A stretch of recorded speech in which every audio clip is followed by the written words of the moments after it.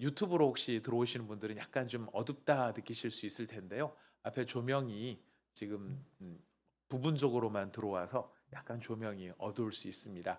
예. 지금 전기계통 쪽에 뭐가 계속 이렇게 조금씩 안수가 필요한 좀 그런 기기들이 있는 게 아닌가 싶은데요.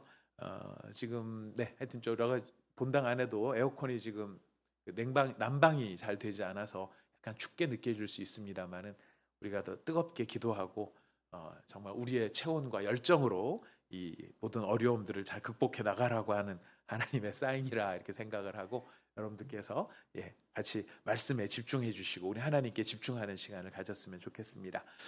6월절을 지키라, 수요 예배 6월절을 지키라인데 공교롭게도 돌아오는 주일날 또 제가 지금 원래 처음부터 계획했던 말씀이 6월절에 대한 이야기입니다. 그래서 앞에 오늘은 6월절을 왜 지키라고 하는지에 대한 말씀을 생각을 하고 주일날은 6월절이 갖고 있는 의미에 대해서 살펴보고자 합니다. 우리 주님께서 6월절을 지키라, 절기를 지키라 이야기합니다. 16장 1절부터 17절까지에는 바로 그런 절기에 대한 이야기가 계속해서 담겨져 있습니다. 우리는 읽기를 6월절을 읽었는데요. 77절, 초막절 이런 절기를 하나님 앞에서 지키라라고 이야기를 합니다. 자, 오늘날에는 이런 절기를 지키지 않습니다. 신약이 들어와서 우리가 지키는 절기는 두 가지가 있죠. 하나는 초실절? 하나는 6월절 아니죠. 하나는 성탄절이 있고 하나는 부활절이 있습니다. 우리는 신약에 들어와서 예수님의 처음 탄생하신 성탄절을 지키고 예수님이 다시 살아나신 부활절을 지킵니다.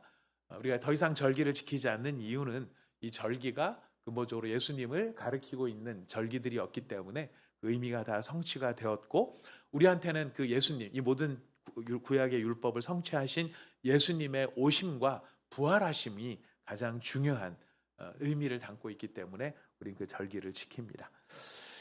우리 신약에도 이렇게 지키는 절기들이 있는데 이제 시간이 가면 기독교 역사가 오래되면서 우리가 경험하게 되는 자연스러운 현상은 뭐냐면은 구약에도 마찬가지였으나 신약도 역시 동일한 그 문제가 생기는 것은 그냥 형식적으로 뭐 거기 무슨 절기를 지킨다 그랬을 때 거기 절기에 담겨 있는 내용을 우리가 막 생각을 하면서 이렇게 지키는 것 이런 것보다는 시간이 지나면서 점점점 형식화되는 또 6월절 또 부활절이 돌아왔네 또 성탄절이 돌아왔네 이렇게 맞이하는 경우들도 있고요.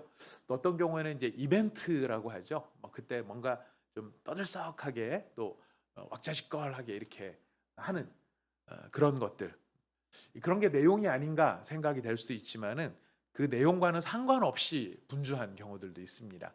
성탄절 같은 경우에는 예수님의 오심이 갖는 의미가 무엇인지를 잘 새겨보는 것이 필요한데 그런 의미를 새기기보다는 뭔가 성탄절의 분위기, 세상도 생각하는 그런 떠들썩한 분위기, 이런 분위기, 이런 것들을 이제 우리가 좀 나쁜 말로 해서 이제 이벤트화한다 이렇게 얘기를 하게 됩니다. 근데 성경은 바로 이런 형식만 남은 것도 경계하시고 본질을 내용이 없이 그냥 사람만 분주한 것도 성경에서는 경계를 하고 있습니다. 오늘 신명기에서 모세가 이제 이스라엘 백성들이 광야 생활을 마치고 이제 이스라엘 땅으로 들어가게 되는 이 상황에 이제 모세도 이제 죽게 생긴 상황이거든요. 이제 신명기 말씀이 끝나면 모세는 하나님의 부르심을 따라 이제 하나님 곁으로 가야 됩니다. 가야 되는 이 상황에 더 이상 이런 이야기를 해줄 수 있는 사람이 없는 거죠. 모세같이 권위 있게 모세같이 풍성하게 할 수 있는 사람은 없는 상황이 됩니다. 그러니 모세가 얼마나 절박한 심정, 광야 때도 이 사람들이 어떻게 했는지를 너무 잘 알고 있기 때문에 내가 죽고 난 다음에 과연 어떻게 될 것인가 이런 절박함들이 모세의 심정 가운데도 있지 않았을까 생각을 합니다. 이건 모세의 심정이고요. 모세가 죽으면 하나님의 일을 그럼 못하느냐? 절대 그렇지는 않죠. 모세 이후에도 하나님께서는 하나님의 일을 계속해서 이어져 나가게 하시고 인간의 모든 부족함과 연약함들을 통하여서라도 기어이 예수 그리스도의 오심과 예수님의 재림과 하나님의 나라의 역사가 이루어질 수 있도록 하나님께서는 꾸준하게 능력으로 그 일들을 이루어 가고 계시는 거죠. 그럼에도 불구하고 모세는 하여튼 애정이 있으니까, 하나님에 대한 사랑이 깊고 이스라엘 공동체에 대한 애정이 있다 보니까 이 말씀을 더욱 간절하게 전하게 되는 것 같습니다. 하나님께서 모세를 통하여서 이야기하신 첫 번째 이야기가, 우리 1절부터 3절 같이 한번 다시 읽어보도록 하겠습니다. 1절부터 3절입니다. 시작. 아비벌을 지켜 내 하나님 여호와께 유월절을 행하라. 이는 아비벌에 내 하나님 여호와께서 밤에 너를 애굽에서 인도하여 내셨습니다.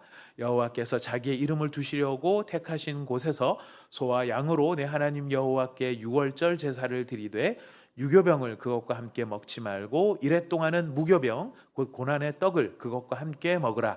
이는 내가 애굽 땅에서 급히 나왔음이니 이같이 행하여 내 평생에 항상 내가 애굽 땅에서 나온 날을 기억할 것이니라. 여기 보면은 유월절을 지키라, 유월절을 행하라라고 되어 있습니다. 유월절을 지키라고 하신 가장 근본적인 이유는 기억 때문에 그렇습니다. 유월절에 행하신 하나님의 구원을 기억할 수 있도록 하기 위해서 유월절을 지켜라라고 이야기합니다. 근데 지켜라라고 하는 것은 소극적으로는 좀 기억해라, 좀 잘 생각해봐라 이런 게 아니라, 지키라는 거는 매년 의무적으로 해야만 되는 일입니다. 할 수 있으면 하고 할 수 없으면은 안 해도 되는 일이 아니고, 이거는 반드시 해야만 되는 일입니다. 이게 지키다라는 말 속에 담겨 있는 것이죠. 여러분, 안식일을 지켜라. 이거는 매주일 해야 되는 일이죠. 지켜라는 그런 의미가 있습니다. 살인하지 말라. 이것도 지켜라에 해당되는 거죠. 이건 뭐 봐서 좀 죽일 살릴 수 있으면 살리고 죽일 수 있으면 죽이고 이런 게 아니고, 절대로 살인을 해서는 안 된다. 이렇게 지켜라에는 이런 의무적인 의미가 있습니다. 유월절을 지켜야만 되는 것이죠. 할 수 없은 상황에서도 유월절을 지켜야 되는 것입니다. 왜 그럴까요? 이걸 먼저 보면 우리가 깨달을 수 있는 것은, 구원받은 사람들한테는요, 한 가지 중요한 의미가 있다는 것을 발견을 합니다. 그건 뭐냐면 기억해야 되는 의무가 있다는 걸 발견하게 됩니다. 구원받은 사람들은, 이스라엘 공동체가 구원 공동체죠. 구원받은 공동체가 해야 될 가장 중요한 것은 기억해야 되는 것입니다. 뭘 기억해야 되는 걸까요? 유월절을 기억하는 게 아니라 유월절을 만드신 하나님을 기억해야 돼요. 하나님을 기억하도록 하기 위한 장치가 유월절이라는 것이죠. 근데 유월절은 여러분 읽으셨지만은, 여기에는 이제 너희가 구원받은 백성이다, 너희가 하나님의 구원받은 백성이다, 이제 이런 의미가 담겨 있는데요. 이 하나님의 구원받은 백성, 하나님께서 건져내신 백성이다라고 하는 말 속에는, 너희들은 너희가 누구인지를 스스로가 만들어내고 스스로가 규정하지 말아야 된다라는 의미가 담겨져 있습니다. 이스라엘 백성들이 구원받은 공동체로서 제일 중요한 것이, 다른 민족들은 자기 정체성을 자기가 만들어낼 수도 있었어요. 여러 가지 좋은 말로도 할 수 있었고, 세상을 정복하는 사람들이라든가, 아니면 세상의 우두머리가 되는 민족이라든가, 이런 정체성을 스스로가 만들어낼 수도 있었겠죠. 이거는 이제 민족 정체성을 막 해서 이제 소위 말하는 국뽕이라고 하는, 막 자부심이 차오를 수 있도록 그렇게 만들어낼 수 있었지만, 이스라엘 백성은 언제 어느 때건 간에 그 정체성은 본인들이 만들어내는 게 아니라 하나님이 이스라엘을 왜 불러내셨는가, 그 정체성이 하나님에 의해서만 주어졌던 민족이고, 그렇기 때문에 영원히 그 정체성을 놓쳐서는 안 되는 것이었죠. 이스라엘 백성들이 가진 정체성이 무엇입니까? 하나님께서 이들을 불러내신, 뭘 하려고 불러내셨습니까? 우리는 출애굽기에서부터, 출애굽기 10계명을 주시는 장면에서부터 하나님의 목표는 항상 일관성이 있으셨어요. 신약의 베드로도 똑같이 그 이야기를 반복을 하게 됩니다. 하나님께서 너희를 불러내신 것은 너희를 제사장 나라로 삼기 위해서 부른 것이다. 너희는 왕 같은 제사장으로 부른 것이다. 베드로만 이야기한 게 아니라 출애굽기에서 모세 때부터 이 이야기는 주어졌던 것입니다. 이 모든 왕 같은 제사장이 된다라고 하는 말을 아브라함식으로 표현한 건 뭐냐면은 모든 민족이 너희로 말미암아 너와 내 후손으로 말미암아 복을 받게 하기 위한 것이다. 이 말을 직분으로 표현해 놓은 것이 왕 같은 제사장이에요. 그러니까 왕이 되고 제사장이 되는데 왕이고 제사장인 이유가 뭐냐면은 모든 족속으로 복을 받게 하기 위한 그 역할이 이스라엘 백성들의 정체성이었던. 이스라엘 백성은 다른 거로 붙이면 안 됩니다. 오직 이거를 기억을 해야 됩니다. 근데 이거를 왜 여기서 강조를 하느냐면 이스라엘은 가나안 땅으로 곧 들어갈 거거든요. 가나안 땅에 들어가면 농경사회, 농경민족이 됩니다. 여전히 어떤 사람은 양치기들이 있겠지만은 기본적으로 전체가 양치기가 아니고 어떤 사람은 양치기, 대부분은 농경사회. 농경사회라는 거는 정착한다는 겁니다. 거기다 곡식을 심고 씨를 심고 곡식을 거두는 일들을 하게 된다라는 것이죠. 자, 이렇게 되면은 점점 불안해질까요? 안정적이 될까요? 삶이. 막 떠돌아다니는 인생하고 이게 정착한 인생하고 떠돌아다니는 인생이 안정적일까요? 아니면 정착한 사람이 안정적일까요? 예, 뭐 두말할 나위도 없을 겁니다. 왜 사람들이 왜 다 자기 집을 이렇게 갖고 싶어 합니까? 재산을 불리려고 이런 이유도 있겠지만 기본적으로는 정착을 위해서 그런 것이죠. 안정된 생활을 위해서 그런 것입니다. 지금 이스라엘 백성들이 농경 사회로 들어가고 안정된 생활이 들어가는 거예요. 이제 씨를 뿌리고 이제 곡식이 많아지고 그럼 먹고 살만하고 잉여 곡식이 생기면 그걸 가지고 이제 문화 생활이 시작이 되는 겁니다. 생존을 위한 문제를 넘어서 이제는 즐기는 사회가 된다는 것이에요.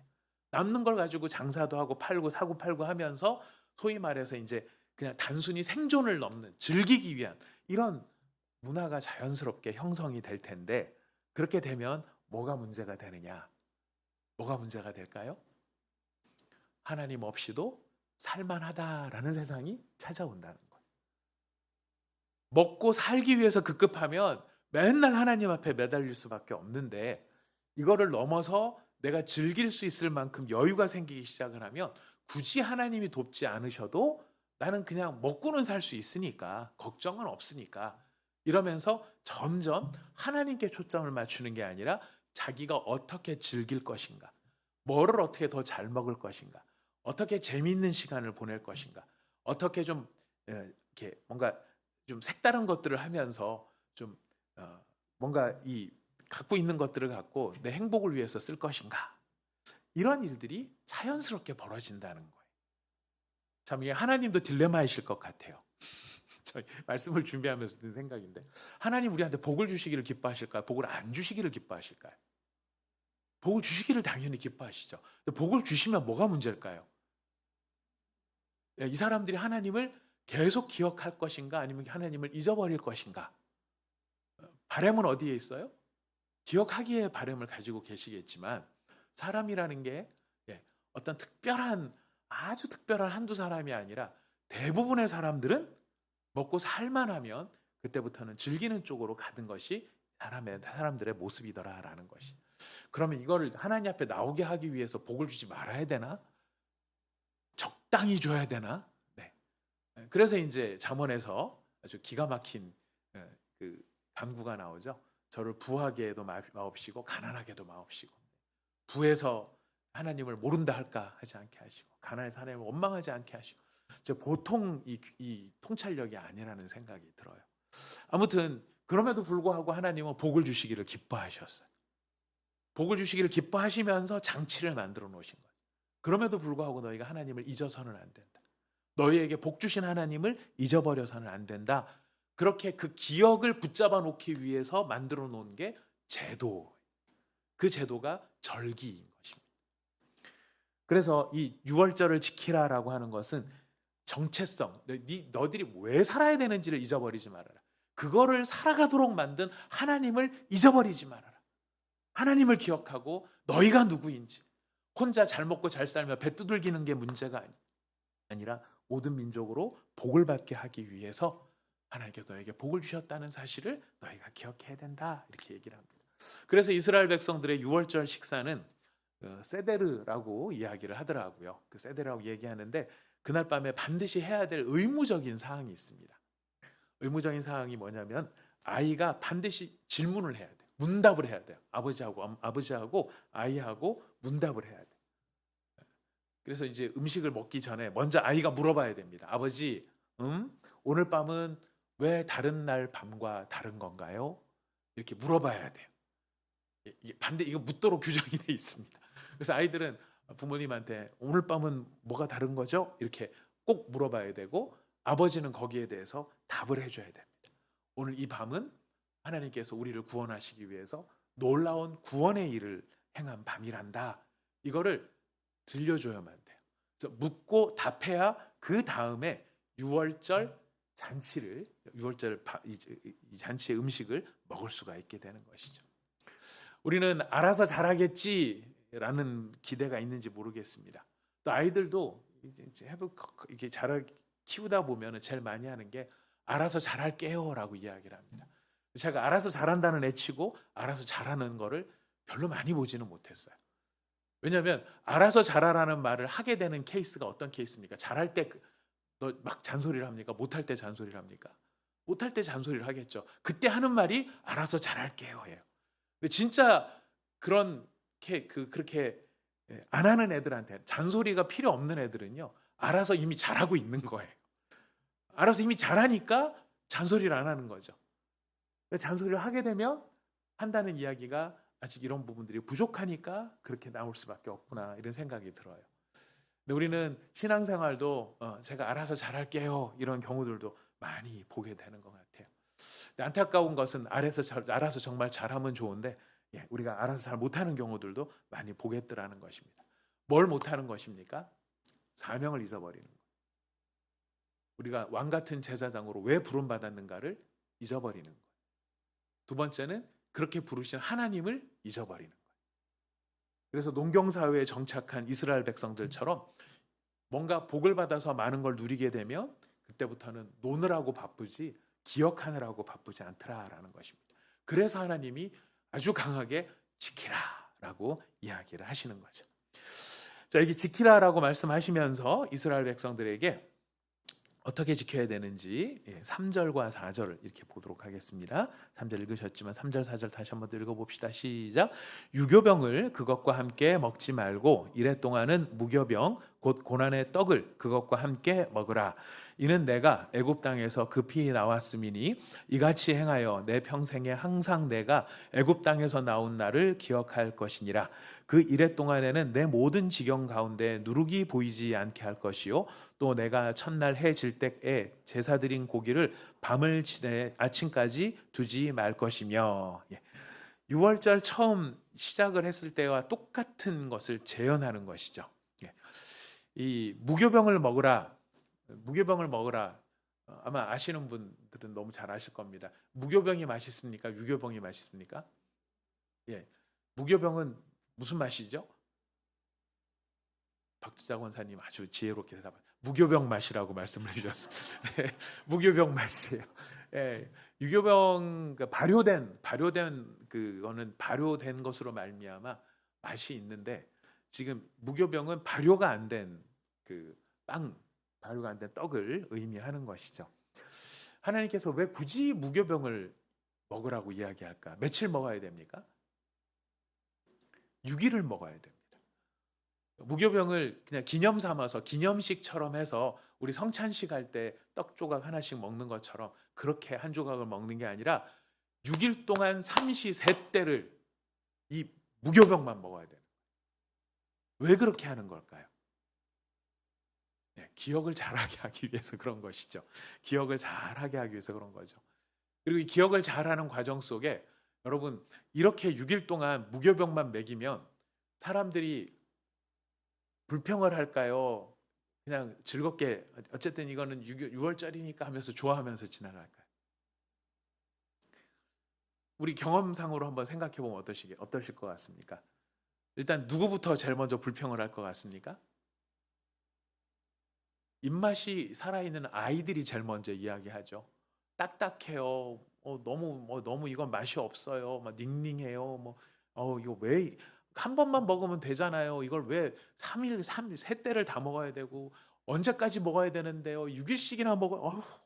왜 이렇게 맛없는 거를 이렇게 많이 먹어야 돼요? 라고 애들이 막 말할 거예요.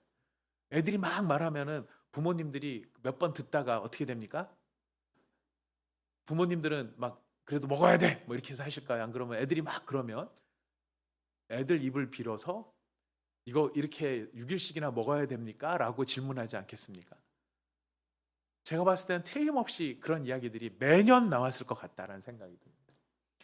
왜? 이게 불편하거든요. 편하지 않은 거거든.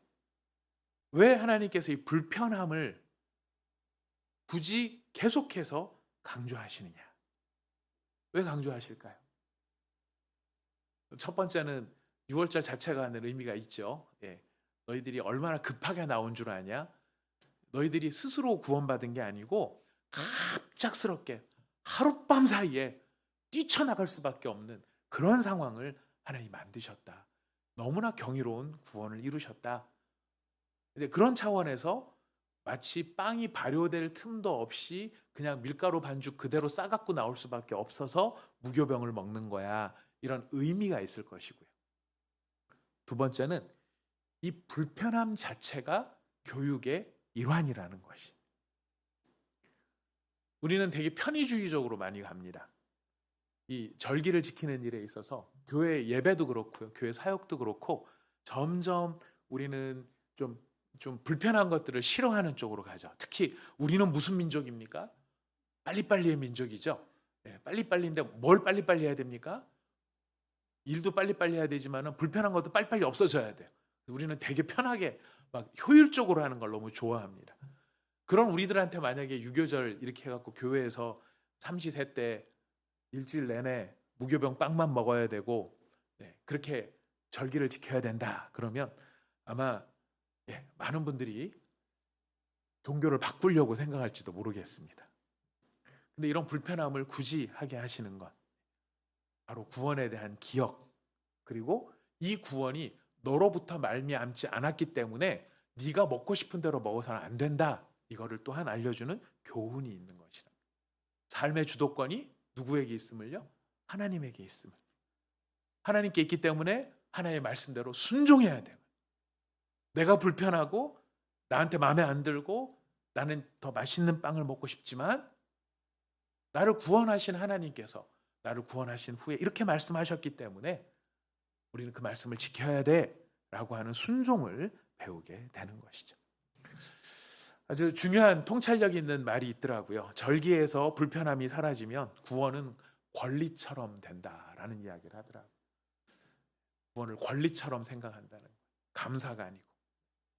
자, 하나님께서는 이렇게 첫 번째 무교병을 일주일 동안 먹어라. 아우, 진짜 생각만 해도 되게 딱딱하지요. 우리는 같은 밥, 똑같은 밥만 6일간 먹여도 아마 고기를 6일간 먹여도 희강자면 아닌가?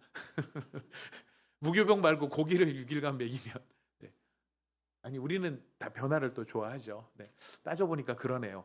삼시세 때 6일간 똑같은 것만 먹여라. 그러면은 무교병이 아니라 고기를 아마 그렇게 먹여도 사람은 불평할 거라는 생각이 듭니다. 그러나 하나님께서는 그거를 의도적으로 강조하고 있음을 우리는 기억해야 됩니다. 그리고 또한 먹을 것뿐만 아니라 5절에서 7절을 보면은요. 또 읽어봅시다. 읽어보겠습니다. 시작. 6월절 제사를 내 하나님 여호와께서 내게 주신 각 성에서 드리지 말고 오직 내 하나님 여호와께서 자기의 이름을 두시려고 택하신 곳에서 내가 애굽에서 나오던 시각 곧 초저녁 해 질 때에 6월절 제물을 드리고 내 하나님 여호와께서 택하신 곳에서 그 고기를 구워 먹고 아침에 내 장막으로 돌아갈 것이니라. 거기 보면 5절에서 7절에 제일 중요한 것은 하나님이 택하신 곳이에요. 하나님이 택하신 곳. 자기가 살고 있는 각 성에서 5절이죠. 각 성에서 드리지 말고 6절 하나님이 택하신 곳으로 나와라. 나중에 보면 하나님이 택하신 곳이 어디입니까? 예루살렘이죠. 예루살렘 성전에 그래서 1년에 3번씩 모이는 것이. 여러분 이 일이 편한 일이 아니고 불편한 일이라는 거는 여러분 확 느껴지지 않습니까? 우리는 1년에 2번 명절 맞아서 고향 한번 찾아가는 것도 보통 일이 아니에요. 막 그 귀성 전쟁, 귀향 전쟁을 하지 않습니까? 그러다 보면은 사람들 마음속에 야, 이거 좀 불편하다 이런 생각이 누구나 자연스럽게 들 것 같아요. 근데 하나님은 지정을 하세요. 네 성에서 하지 말고 내가 정한 곳으로 나와라 이야기합니다. 나오면 모두 다 나오겠죠. 이스라엘 백성들이 모두 다 나올 것입니다. 한 이야기는 뭐냐면 6월절의 구원의 가장 중요한 뜻은 한 사람의 개인적 체험이 아니고 하나님께서 공동체를 구원하셨다. 그리고 신앙생활은 공동체가 중심이 되어야 한다라고 하는 것을 가르쳐 주는. 나 혼자서 신앙생활 잘하는 것 굉장히 중요하지만 하나님께서는 우리 부름받은 구원의 공동체가 함께 잘하고 함께 잘하는 것을 하나님께서 원하시는 것이죠. 성장도 함께 해야 되고 잘하는 것도 함께 잘해야 돼요.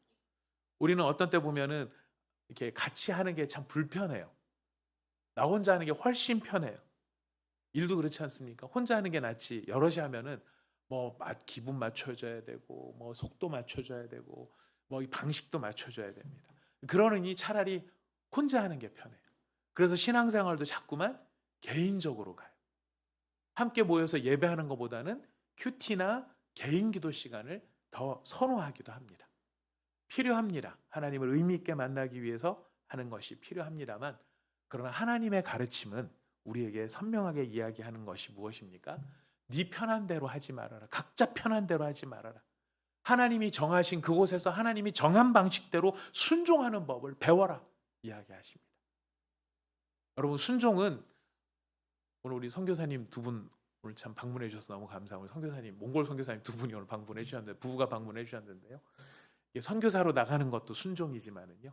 하나님께서 정하신 곳에 정하신 방식대로 나와 말씀대로 그대로 하는 것이 순종의 시작임을 우리는 기억해야 할 것입니다. 근데 어떻습니까? 아유, 내 방식은 이게 안 맞아. 이렇게 하면 난 이거보다 나는 은혜 받는. 여러분은 통성 기도가 은혜로우십니까? 묵상 기도가 은혜로우십니까? 둘 다. 아유, 네, 감사합니다. 이래도 은혜, 저래도 은혜. 너무 지혜로우신 것 같습니다. 근데 한동안에는 이게 경쟁이 이렇게 논쟁이 됐던 적이 있죠. 통성으로 부르짖으면서 기도하는 것하고 조용히 묵상하면서 기도하는 것하고 난 이게 더 은혜로워. 난 이게 더 은혜로워. 그러니까 그렇지 않은 사람들을 오히려 좀 비난하거나 정죄하는 그런 경우들도 있더라 하는 것입니다.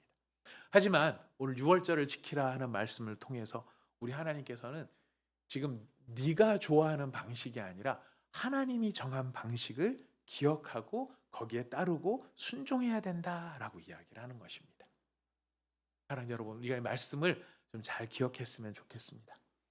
나의 하나님을 넘어서 우리의 하나님, 나의 구원을 넘어서 우리의 구원을 이야기할 수 있는 바로 그것을 하나님이 원하시는 것이죠. 예수님께서도 땅끝까지 이르러 내 증인이 되라 하셨을 때는 한두 사람만의 제자가 아니라 모든 민족이 예수님과 함께 예수님을 닮은 사람이 되는 그런 구원의 공동체를 주님은 바라고 계신다. 우리가 기억해야 될 필요가 있을 것입니다. 여러분 7일간 아까 이 절기를 지켜야 된다 말씀을 드렸습니다. 7일은 짧은 기간 지내놓고 나면 짧을 수 있지만 결코 개인적으로는 짧다고 생각되지 않습니다. 왜 그렇게 하루로 끝내지 않았을까? 왜 일주일씩이나 해야 됐을까? 생각을 해보면 여러분 우리가 구원받는 것은 순간이지만 구원받은 사람은 구원받은 자로 살기 위해서 훈련이 필요하구나라는 사실을 배우게 되는 것입니다. 그냥 그 순간에 모여서 하나의 이벤트, 하나의 어떤 세레모니를 하고 끝나는 게 아니라 구원받은 자가 몸으로 체득하면서 살아가기 위해서 일주일 동안 그 리듬을 따라 그 루틴을 따라 살아가야 되는 생활 규율이 주어진다라는 것이죠. 그럼 아마 어마어마하게 반발이 심했을 거예요. 애들은 못한다. 어른들은 야 이게 너무 형식적인 거 아니냐. 이때는 바리새인들이 없었으니까 그런 말 안 했겠지만은 신약식으로 말하면 이거 바리새적인 거 아니냐. 율법주의적인 거 아니냐. 내용도 없이 형식만 지키는 거 아니냐. 이렇게 말할지 모릅니다. 근데 하나님이 그걸 모르시고 이렇게 제정을 하셨을까요? 아니시죠. 하나님은 기억하는 것을 넘어 기억하는 그것이 생활의 방식이 되도록 스며들도록 하기 위해서 하나님은 요구하신다라는 거예요. 처음에는 뜻도 모르고 시작을 했을 수 있지만 하다가 보면은 이게 그래서 그런 것이구나라고 깨닫는 때가 올 수 있다는 것입니다. 사랑하는 여러분, 우리는 구원받은 자로서 구원받은 자의 삶의 방식이 주어져 있고 순종을 위한 훈련과 자기 절제 훈련이 필요하다는 것을 우리는 기억해야 합니다. 제자의 삶은 자기 절제의 삶입니다. 자기 절제란 자기를 부인하는 삶이죠. 나는 이렇게 하고 싶은데 이렇게 안 하고 하나님께서 하라고 하는 대로 하는 것. 이게 자기 부인의 첫 걸음이 되는 것입니다. 이걸 못하는데 다른 게 되겠습니까? 이 자기 부인이 안 되는데, 이러한 자기 부인이 안 되는데 다른 것에 있어서 자기 부인이 되겠습니까? 참 어려울 것입니다. 주님은 이 6월절에 이걸 지키라라고 모세를 통해서 이야기하시면서 기억에서만 멈추지 말고 그게 너의 삶이 될 수 있도록, 삶의 정신이 될 수 있도록 6월절을 지키라라고 이야기를 하는 것이죠. 여러분, 한국교회가 희망이 있냐 없냐, 그건 뭐 저희가 함부로 논할 수 있는 이야기는 아니라고 생각합니다. 하나님께서 행하실 일이기 때문입니다. 그런데 우리가 우리 자신의 내면을 이렇게 솔직하게 들여다보면, 여러분들, 우리 가정에 희망이 있어 보입니까? 우리 교회에 희망이 있어 보입니까? 아니면 우리 가정에 희망이 참 염려스러워 보입니까? 어떻게 보이십니까? 둘 다요. 네, 둘 다. 희망적인 것도 있고 염려스러운 면도 있을 것입니다. 자, 그런데 제가 염려스럽게 보는 것 중에 하나, 저도 잘 못하는 부분이기도 하다는 생각이 듭니다. 말씀을 준비하면서 하나님 앞에 되게 조심스러운 마음이 많이 생겼는데, 이 주의를 기억해서, 안식일을 기억해서 거룩하게 지킨다라고 하는 것. 옛날에는 짜장면도 안 사 먹었다, 뭐 그런 얘기하고, 공부도 12시 넘어서 해라, 뭐 그래서 그런 것이 율법주의적이니 뭐니 이제 이렇게만 생각을 했는데, 정신을 이야기하는 것을 빼먹고 있었다라는 생각이 드는 거죠. 왜 우리는 주일날 장사를 안 하는가? 왜 우리는 주일날 공부를 안 하는가? 하나님을 섬기는 방식이 그런 것이다. 단순히 그렇게 종교적인 틀만이 아니라 그렇게 하는 거는 더 중요한 정신이 있죠. 우리는 세상에 속한 사람이 아니기 때문이다. 우리는 하나님을 경외해야 되는 사람이기 때문이다. 하나님을 경외하기 위해서는 우리가 하나님께 집중하기 위해서 모든 것을 내려놓으라고 주님이 말씀하셨기 때문이다. 네가 주일을 지키느라고 공부를 못해서 서울대 갈 애가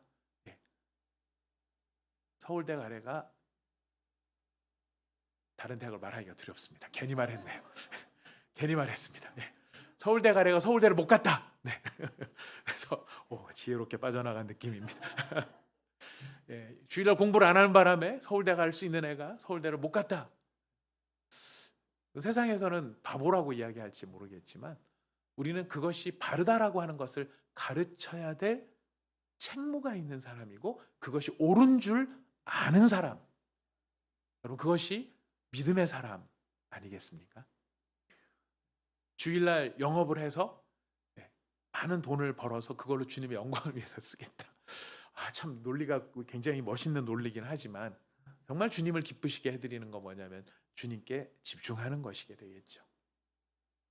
우리는 세상에서 손해를 본다 할지라도 그 손해가 주님으로 말미암는 손해라면 그것이 더 복된 일이다라고 당당하게, 힘있게, 담대하게 말할 수 있는 사람들입니다.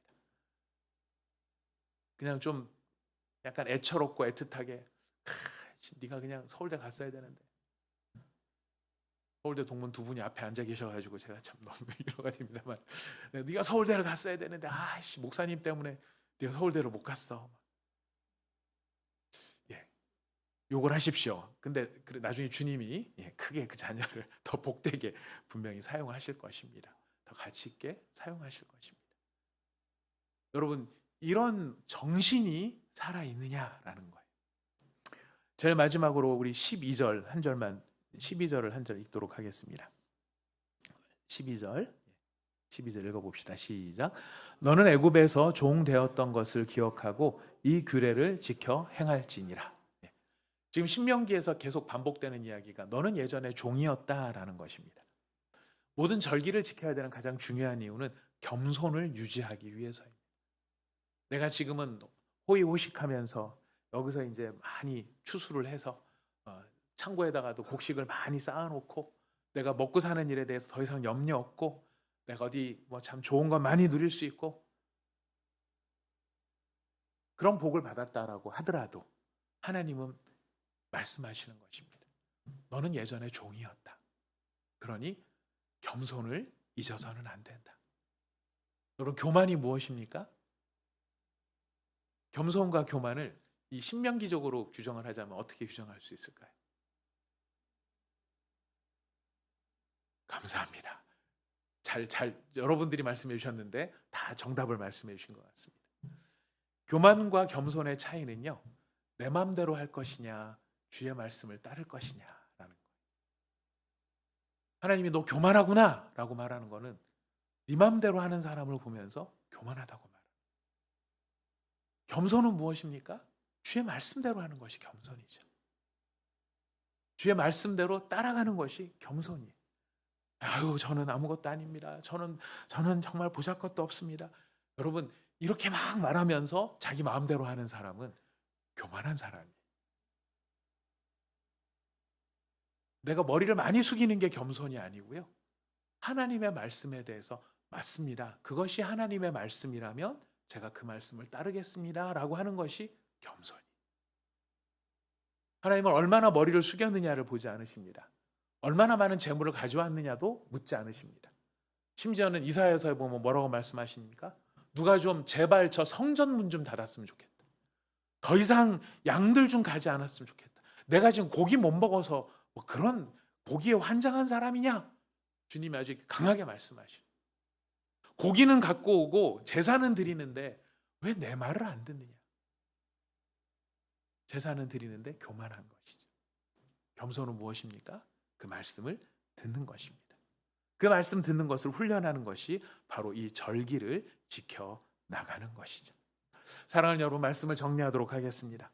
지금 유월절을 지키라. 우리는 유월절을 그렇게 지금 지키진 않죠. 근데 오늘날에도 신약 교회 어느 교회는 보면 네, 유월절 지키는 교회도 있긴 있더라고요.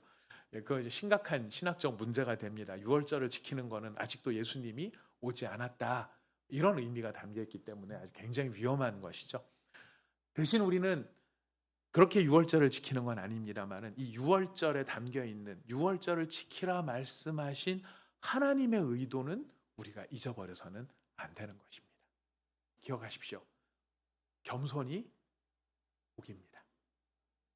하나님이 겸손한 자를 귀히 여기십니다. 겸손의 본질이 무엇입니까? 말씀대로 하는 것이죠. 교만은 무엇입니까? 내 마음대로 하는 것입니다.